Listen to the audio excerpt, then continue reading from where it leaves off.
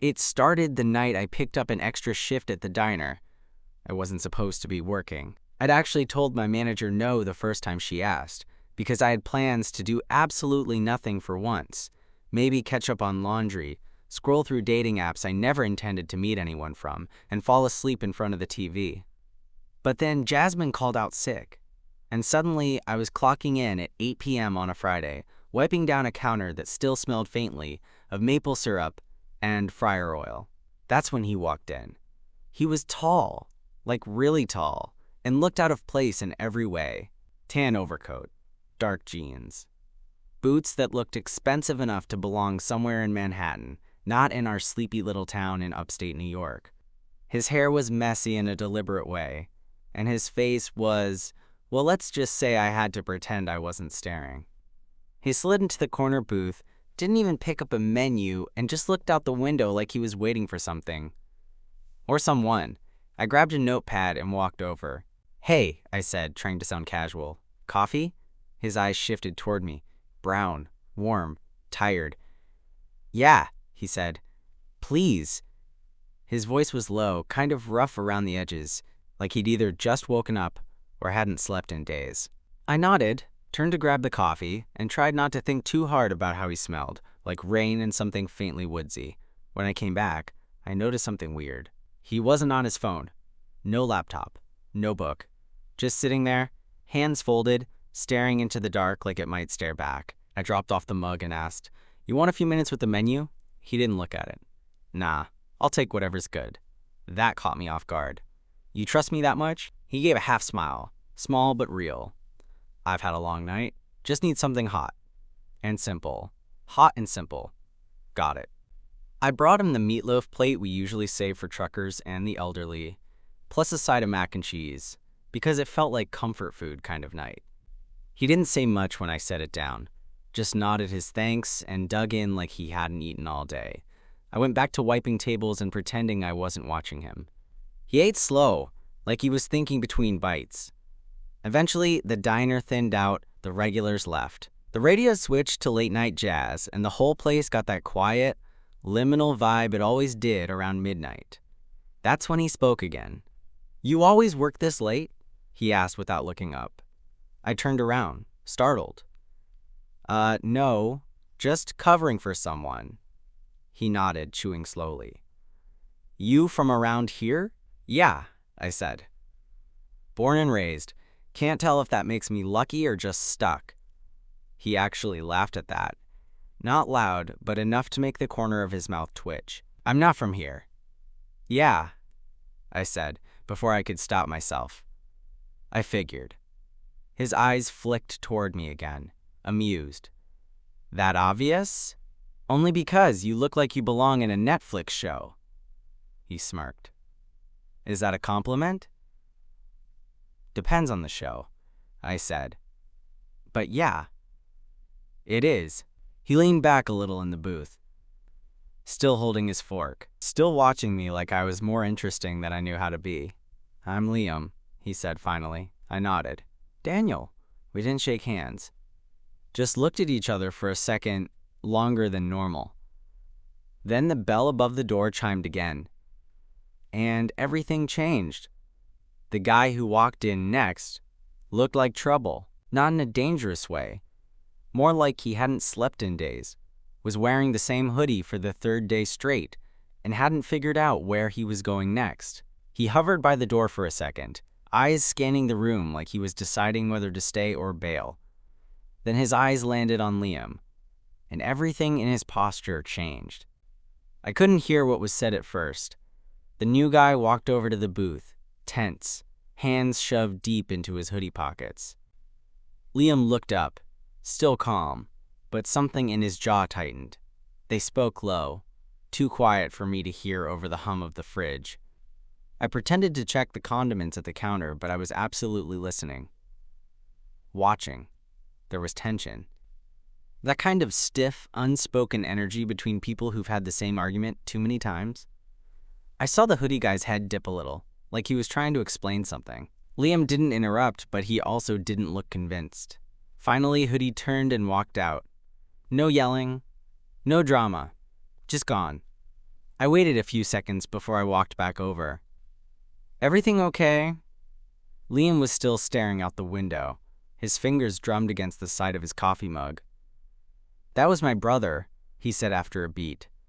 Well, kind of. I tilted my head. Kind of? He let out a breath. He's complicated. I didn't know what to say to that, so I just nodded. Want a refill? He looked up at me again, that flicker of something behind his eyes. Not just tired now. Something deeper. Yeah, he said.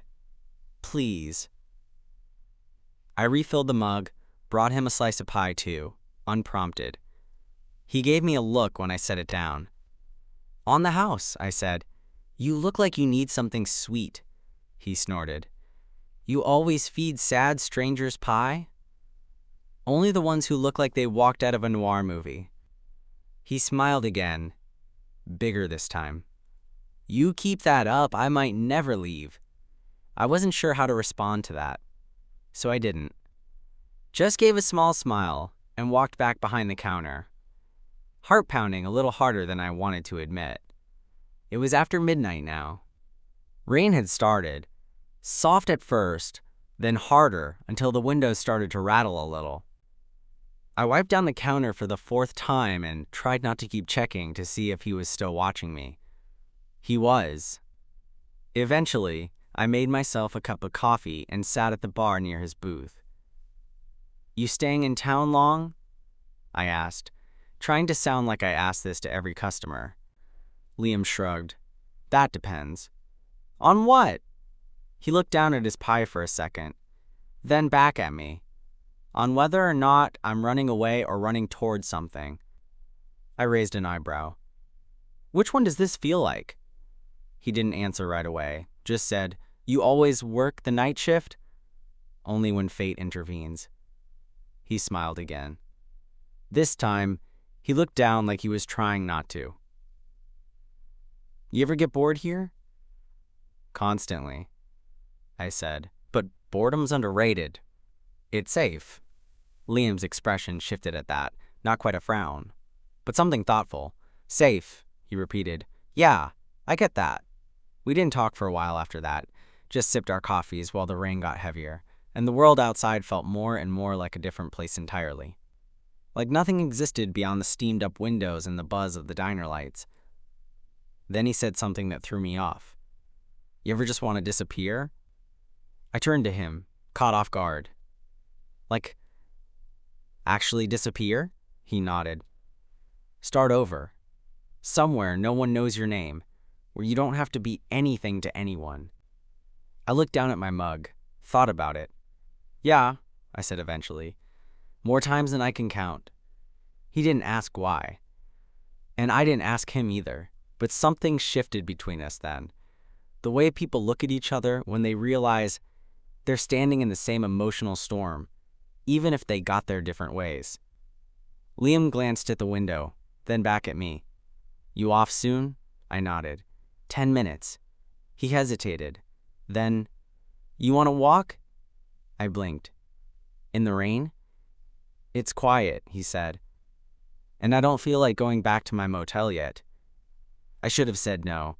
Should have stuck to the safe, boring life I was clinging to. Instead, I said, yeah, okay.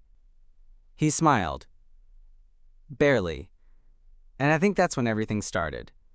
Not when he walked into the diner, but when I said yes. The rain had slowed by the time I clocked out. It was more of a drizzle now. Fine mist clinging to the air, the kind of wet that soaked through slowly without you noticing until your socks were heavy and your fingers started to sting. Liam was already waiting by the door when I stepped out. He didn't say anything at first, just offered me a nod, then pulled his coat tighter and stepped into the street. I followed.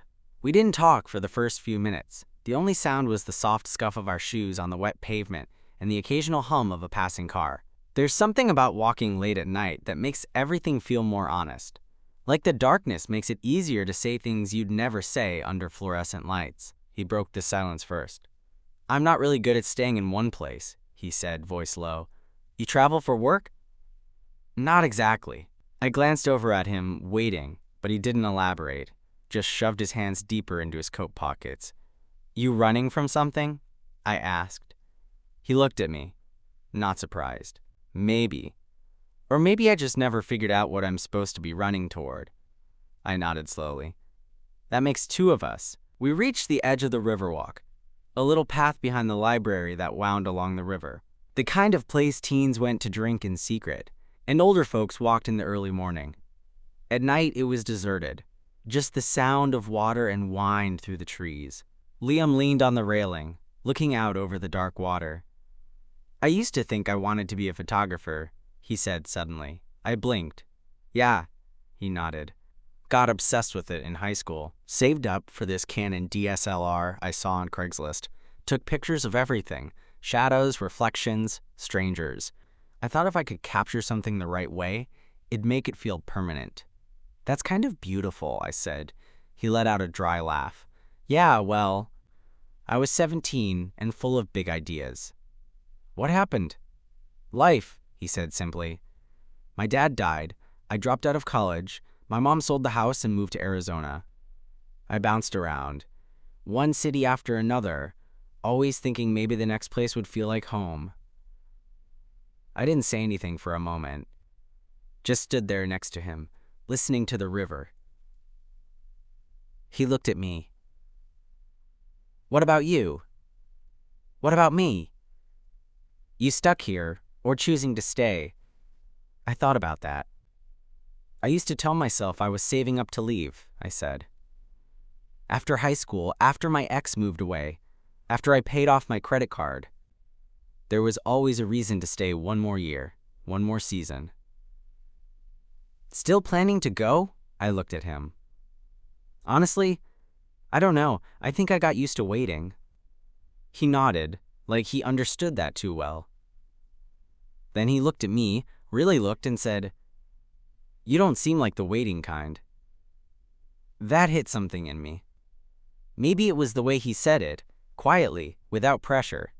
Like he wasn't trying to flirt, but just see me. You don't know me, I said, softer than I meant to. No, he agreed, but I'd like to. The air shifted. We stood there in silence, the space between us suddenly tighter, like the world had gotten smaller.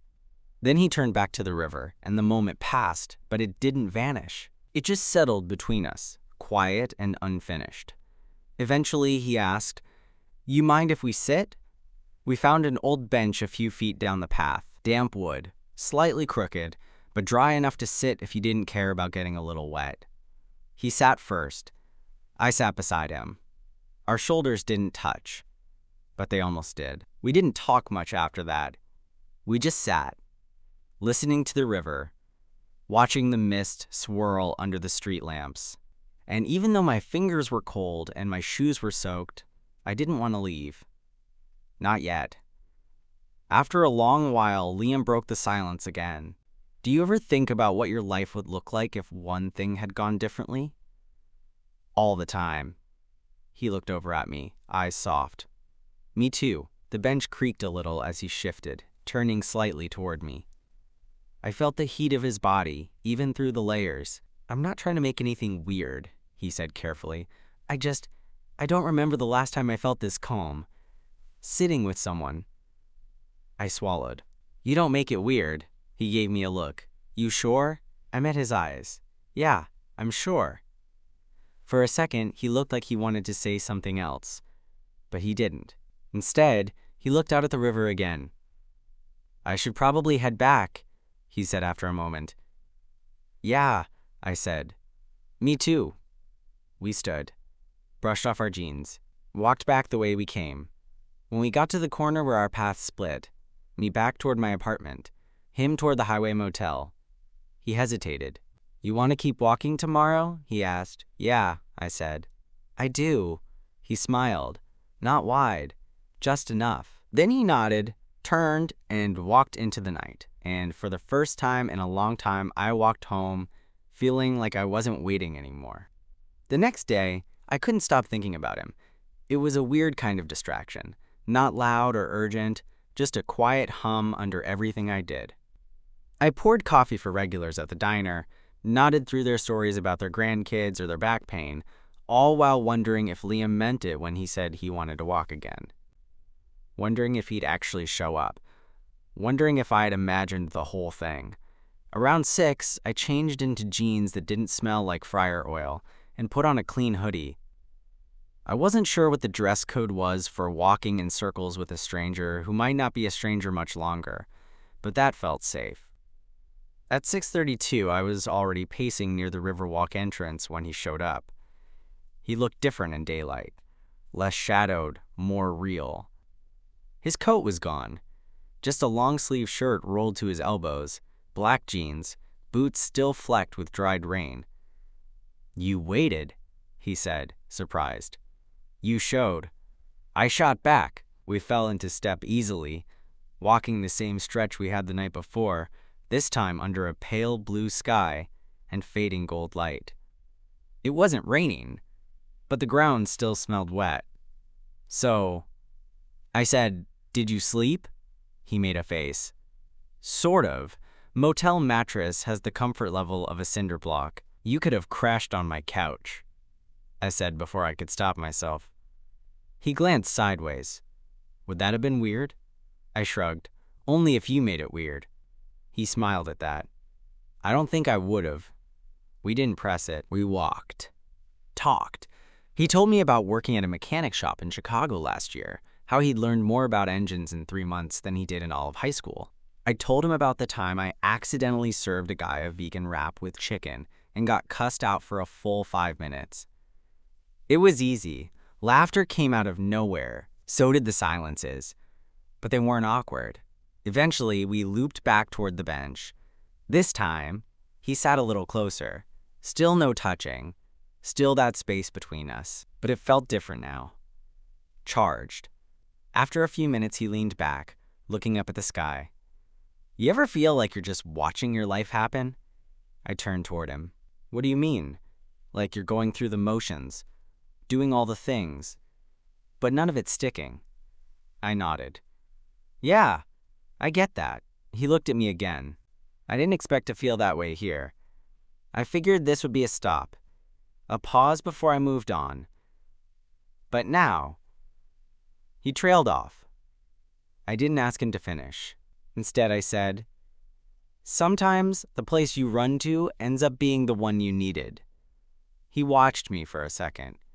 Really watched. Then, "You're kind of intense for a guy who serves pie and coffee." I laughed. "You're not the first person to say that." "Yeah?" I nodded. "But I like it. I like the quiet, the rhythm, the regulars who order the same thing every day. It's not flashy, but it's steady." He looked down at his hands. I haven't had steady in a long time. Something about the way he said it made me want to reach over, close the distance. But I didn't. Instead, I said, "You thinking about staying longer?" He hesitated. "I don't know. I told myself I'd only stay a few nights, then move on, keep driving. But now?" He looked at me. Then, softly, "Now, I'm not so sure." We sat in that. The almost.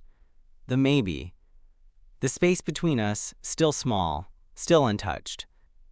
Until he said, "Can I ask you something?" "Yeah." "What would you do if someone you barely knew asked if they could hold your hand?" I turned my head. My chest tightened. "I'd probably say yes," I said, "if it was the right person." His fingers shifted, slow, resting on the bench between us. Not touching me, just there. I let mine move, inching toward his until our pinkies brushed. And we stayed like that. Not quite holding hands, not quite strangers anymore. We didn't talk much after that. Just sat there on the bench, the sky darkening around us, our fingers barely touching like a secret we weren't quite ready to say out loud. My heart was thudding in this weird, steady rhythm, like it was matching his. Eventually, I turned to him and said, "You want to come back to mine?" He didn't flinch. Didn't ask what I meant. Just nodded once. "Yeah, I do." The walk to my apartment was short, but it felt longer with the silence between us. Thicker now, more expectant. He walked close enough that our arms brushed occasionally. Each time it happened, my skin buzzed. I unlocked the door, let him in first. My place was nothing special.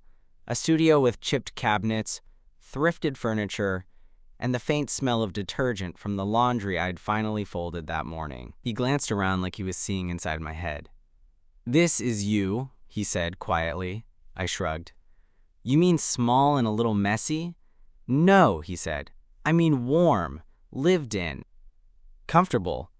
He stepped further inside, looked at the shelf of books I never finished, the chipped mug on the counter, the records stacked under the window.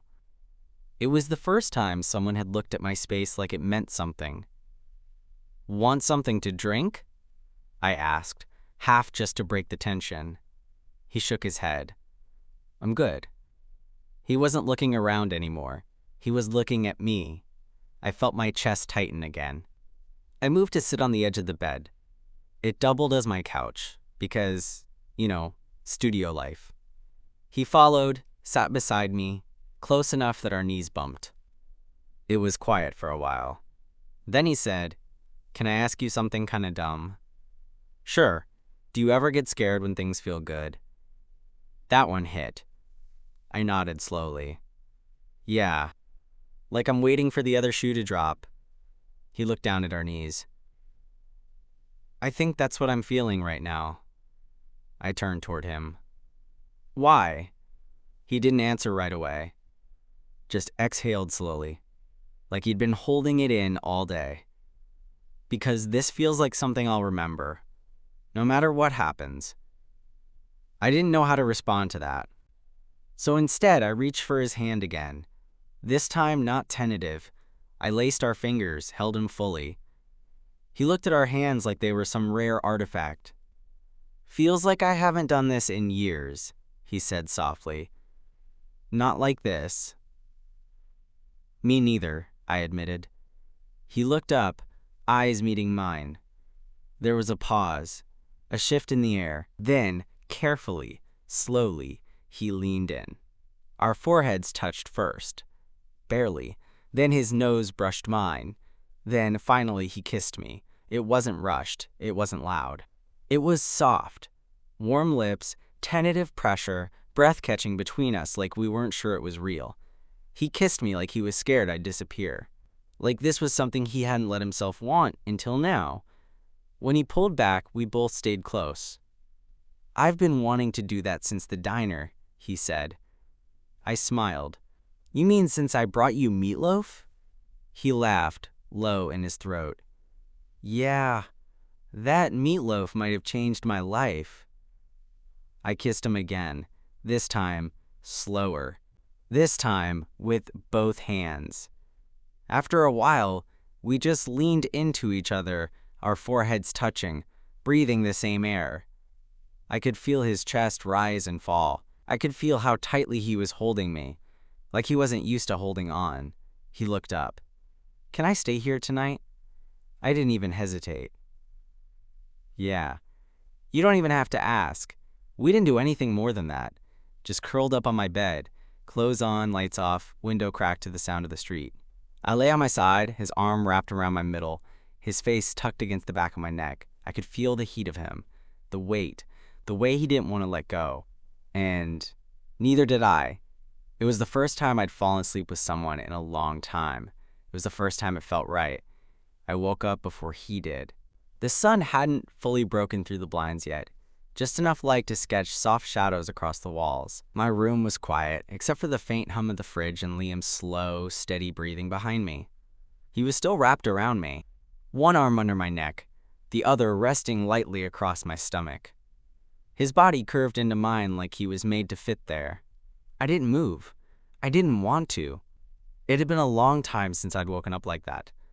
With someone there. Not just a closeness. Not a mistake. But someone whose weight felt right against me. Someone I wasn't waiting to leave. Eventually he stirred. His breath shifted. His grip tightened for a second before loosening. Then he mumbled. "Morning." Voice thick with sleep. "Morning," I said softly. He didn't pull away. Just shifted a little. Pressed his forehead against the back of my neck. "Did I steal all the blankets?" he asked. "You did." "Sorry," I smiled. "You can make it up to me by making coffee." He groaned into my shoulder. "You have the worst demands. You're the one who stayed over. You knew what you were signing up for." He laughed, low and raspy. "I guess I did." Eventually, we got up, moved around each other in that unspoken way people do when they're not quite used to sharing space, but want to get it right. He made the coffee, badly, but he tried. I stood by the window, sipping from my chipped mug, watching him move around in my kitchen like he belonged there. Like this wasn't weird. He glanced over. "You always this quiet in the morning?" "Not always," I said. "Just trying not to ruin whatever this is." He leaned against the counter, holding his mug. "It's not ruined." "You sure?" He nodded. "Feels more real than anything I've had in a while." We ate toast with way too much jam and sat on the floor because my tiny table had one leg that always wobbled too much. It was quiet, but easy, natural, like we'd done it before. When we finished eating, I cleaned up, and he offered to help, even though he clearly didn't know where anything went. We kept brushing against each other, each touch sending a new ripple through my chest. He was still here, and it didn't feel temporary.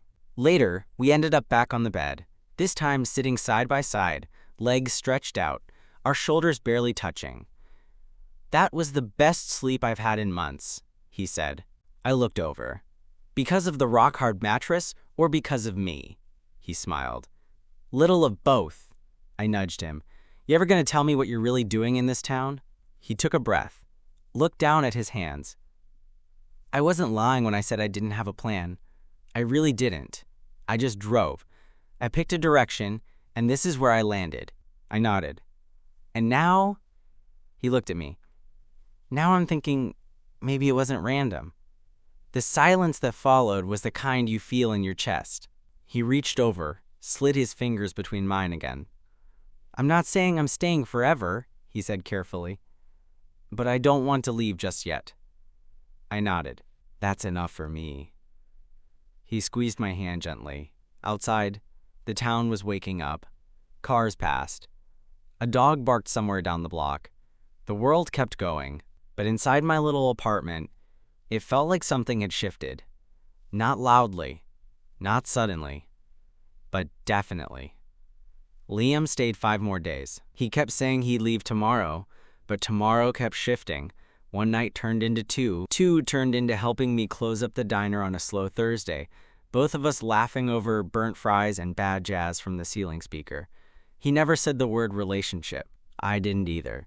But everything we did, quiet mornings, brushing teeth side by side, the way he'd tug me closer in bed, felt like it. Like we were building something in the quiet. The night before he was supposed to leave, I found him sitting at the window, staring at the highway lights in the distance. "You thinking of going?" I asked gently. He nodded. I was, but then I realized I don't know what I'm chasing anymore. I just know it's not out there. I sat beside him. "So what now?" He turned to me. "You tell me. You've been here all along." I didn't say anything, just leaned in, rested my head on his shoulder. He whispered, "I've never felt more seen than I do here, than I do with you." And that was it. That was the moment I knew he was staying. Not forever, maybe, but for now. And sometimes, for now is enough.